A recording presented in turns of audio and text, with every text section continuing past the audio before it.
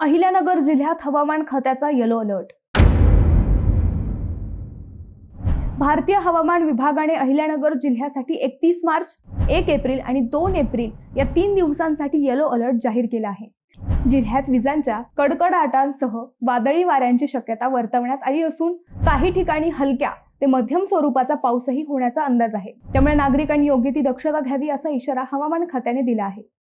याच्या पार्श्वभूमीवर जिल्हा प्रशासनानेही तयारीचा आढावा घेतला असून नागरिकांना सतर्क राहण्याचे आवाहन करण्यात आले आहे।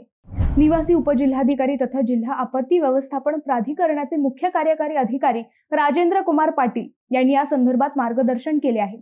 विजा चमकत असताना झाडांच्या खाली थांबू नये, उघड्यावर किंवा धातूच्या वस्तूंच्या संपर्कात येऊ नये, विद्युत उपकरणांचा वापर टाळावा अशा सूचना त्यांनी दिल्या आहेत। शेतकऱ्यांनीही हवामानाचा अंदाज लक्षात घेऊन वेळीच पिकांचे नियोजन करावे, शेतमाल सुरक्षित ठिकाणी ठेवावा आणि जनावरांना सुरक्षित आश्रयाला स्थलांतरित करावे असे प्रशासनाचे स्पष्ट निर्देश आहेत। तसेच बाजारात विक्रीसाठी आणलेला माल वादळी पावसामुळे खराब होऊ नये याची काळजी घ्यावी। पर्यटकांनी धरणे, नद्या किंवा धोकादायक भागात जाऊ नये। सेल्फी काढण्यासाठी धोक्याची ठिकाणं टाळावीत। अत्यवस्थेत पोलीस स्टेशन किंवा तहसील कार्यालयाशी तातडीने संपर्क साधावा। जाहिरात फलक, विद्युत खांब किंवा लोंबकळणाऱ्या तारांपासून दूर राहण्याचे आवाहनही करण्यात आले आहे।